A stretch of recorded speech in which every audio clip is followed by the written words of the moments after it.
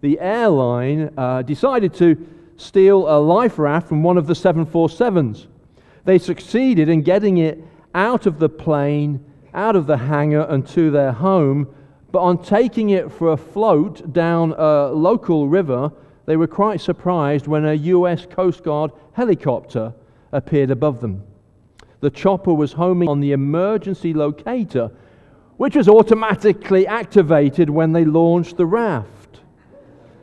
That was definitely a case of more dumb, less wise. I remember when we were living in Texas, we got one of those windscreen covers to put in the window of your car to keep it cool when you parked because of that unforgiving summer heat. And on the inside, as you got in, on the inside of the screen, it said, I'm not making this up, do not use while driving.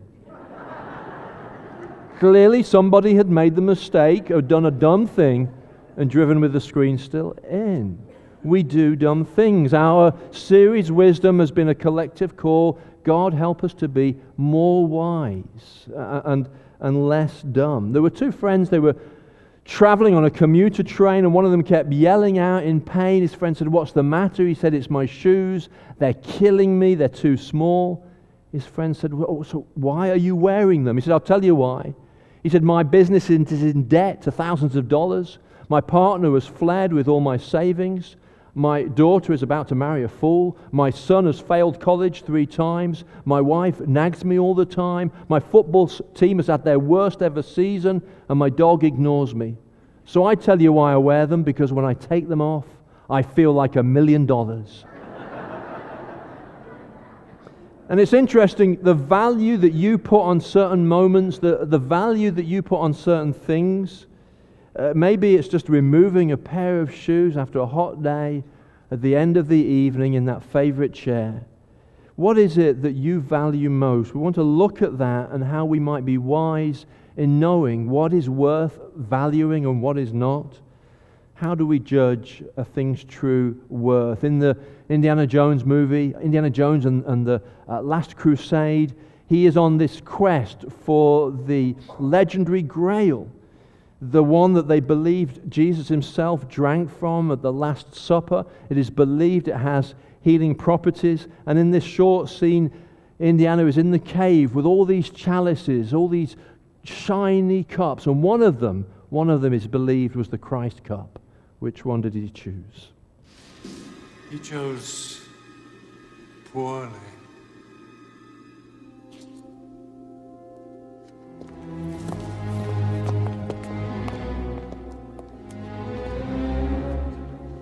It would not be made out of gold. That's the cup of a carpenter.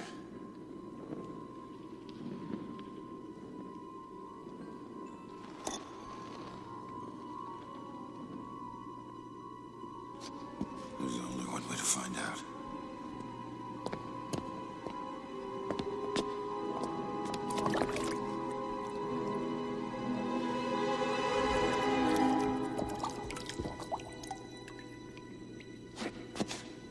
You have chosen wisely. But the Grail cannot pass beyond the Great Seal. That is the boundary and the price of immortality.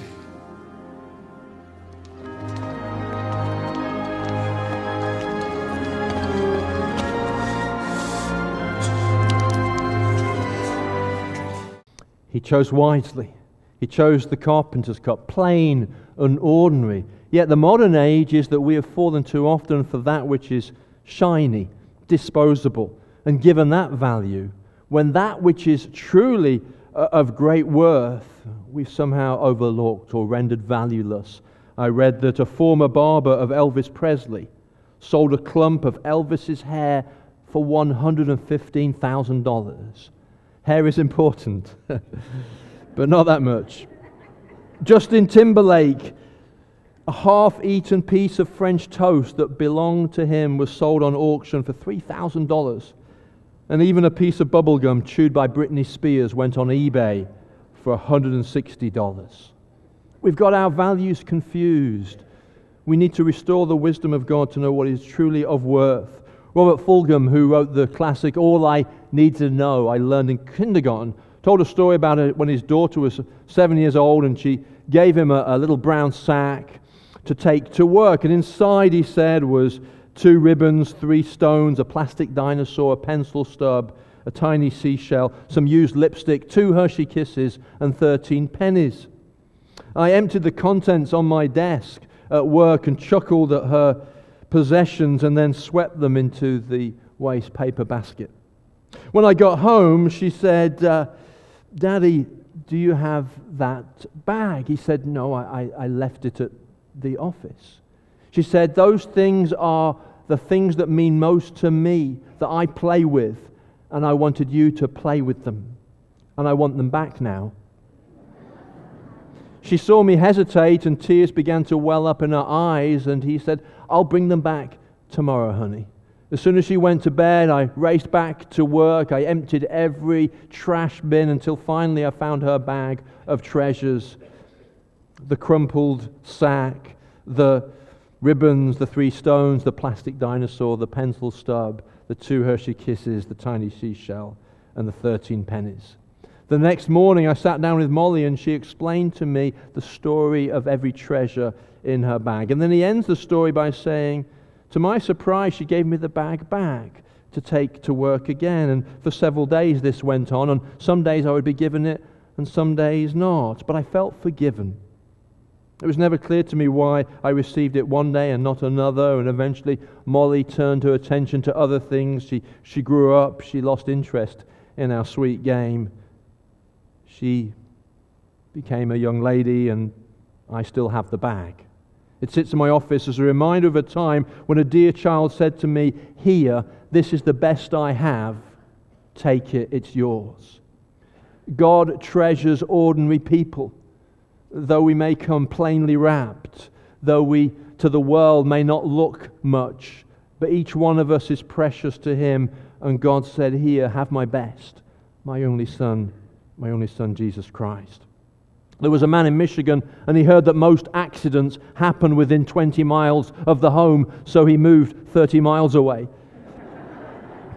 We need to be wise how we value things. Often the things closest to home are the things that are of most value, yet the things that we tend to overlook or ignore. The tragedy of Esau that granted him into the Hall of Fame for dumb decisions is that he devalued what he had that was closest to him, nothing less than his very birthright.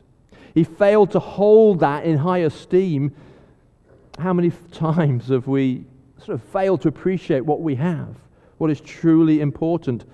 The world has tried to con us into believing that we need to have better things, better stuff, that you should feel better. And they've produced these images of perfect couples, perfect families, perfect retired images. When I was an associate pastor in West Texas, my wife joined me a couple of months later.